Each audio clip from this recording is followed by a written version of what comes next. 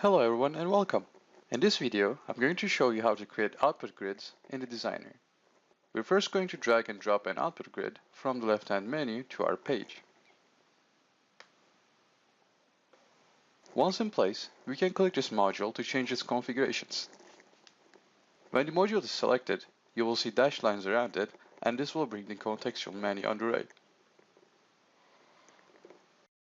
Here, we must first select the name range this output will be associated with from table name range. If your name range has column names included, select Yes for the has header option so the system can recognize that this grid has headers. Selecting Yes for the responsive selection will make this a responsive table. This means that the grid will adjust to the screen and web browsers of the users accessing this web application. If you select No, you will get a static grid. The system will automatically detect the number of rows and columns, as well as the column headers if there are any.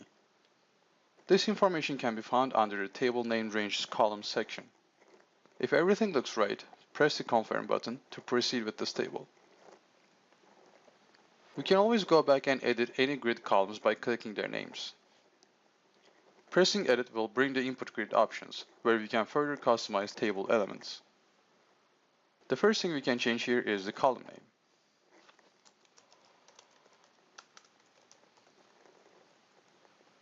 The tooltip text will be displayed when you mouse over this column.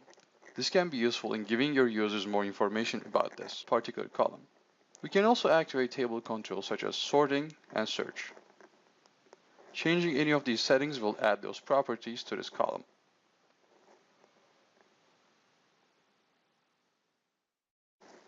The data shown in this column will be a free-form text by default. We can change the display format from the mask type selection. Press Submit when you're done. Here I also have a date column and I'm going to change this mask to date.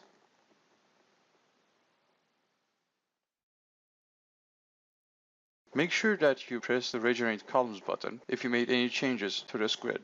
This action will update the table UI. Remember to press the Submit button to save your changes to this output.